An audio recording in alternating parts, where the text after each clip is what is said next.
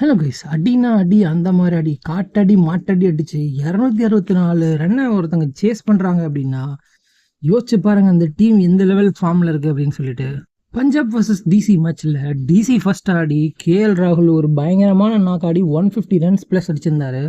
பத்தாவதுக்கு நிதிஷ் ராணாவும் சேர்ந்து ஒரு பயங்கரமான பார்ட்னர்ஷிப் கொடுத்து 264 டார்கெட்டாக வச்சாங்க. என்னடா இது இவ்வளோ பெரிய ஸ்கோரை இவனுக்கு சேஸ் பண்ணி அடிச்சிருவாங்களா அப்படின்னு எல்லாரும் யோசிச்சுட்டு இருந்தோம். ஆல்ரெடி இது ஒரு ஒன் சைடு மேட்ச் தான், டிசி தான் ஜெயிக்க போகுதுன்னு நினைக்கிற கேப்பில் போட்டு பொலன்னு பொழந்து எடுத்துட்டாங்க.